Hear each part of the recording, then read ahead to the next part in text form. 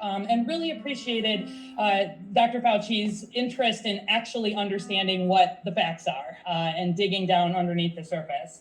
This focus on science, focus on equity, and the work, really taking this approach is what I try to do in my role at CDPH. When I was in the Civic Leadership Academy, lots of information about thinking, how can you be a better leader? And I think the lesson of not just taking things for granted, wanting to take the time to get all the way down to the people who are on the ground trying to implement the policies is a lesson that I learned in CLA and one that I think Dr. Fauci has really exemplified.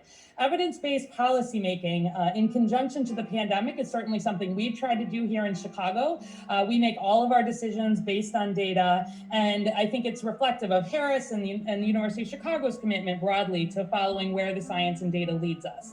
I'm also so excited to have the opportunity to introduce Dean Catherine Baker. She's an outstanding and really a very logical choice to be able to present Dr. Fauci with this award. Dean Baker, as many of you know, is a champion of evidence-based policy and a leading health economist. She's really well suited to interview Dr. Fauci about his life, career, and commitment to public health, and to present him with the Harris Dean's Award. Dr. Baker's research focuses primarily on the factors that drive the distribution, generosity, and effectiveness of public and private health insurance, with a particular focus on the effect of health system reform. So a lot of people have been thinking a lot about the health system and ways we could reform it in the conversation related to COVID. She's also deeply engaged in the policy sphere. She serves on numerous boards and advisory bodies, including the National Academy of Medicine, the National Academy of Social Insurance, the Congressional Budget Office's Panel of Health Advisors, the Advisory Board of the National Institute for Healthcare Management.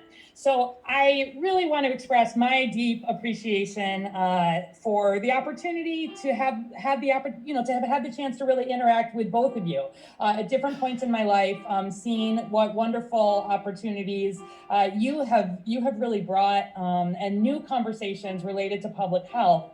I love seeing leaders whose personalities also become something that people connect to. And I'm really looking forward to this conversation between Dean Baker and the illustrious Dr. Fauci. And with that, I'll hand it over to Dr. Baker. Thank you. Thank you so much, Allison. It's such an honor to have you as an alum of CLA and to introduce this panel. And we're so grateful for all of your engagement and most of all for helping to keep us all safe in the city of Chicago. We are so grateful for all of your work and so proud to call you an alum. Now, Dr. Fauci, it is an enormous honor for me to be able to bestow this Dean's Award on you this year.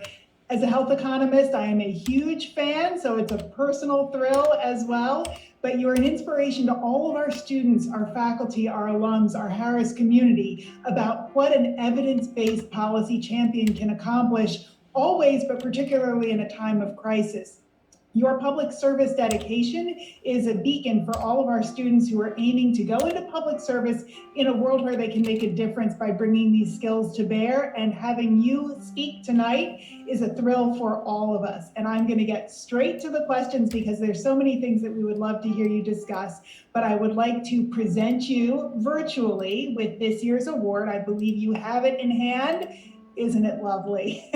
Thank you so much. Thank you very much. Wonderful honor, really, very much so. Thank you. Well, we are so grateful that you're spending this time with us. We wish that we could be with you in person at the beautiful Keller Center, but you have also been such an important champion and voice for safety and wisdom in keeping our distance from each other. And that is an important lesson that we take very seriously at the university and in the city. So maybe sometime we'll all be able to be together in person, but this is a wonderful opportunity for people from around the globe to be able to join, and that wouldn't be possible in person. So there are some advantages to the virtual medium as well. So with that, I would love to turn to asking you some questions. I have some questions of my own, but I also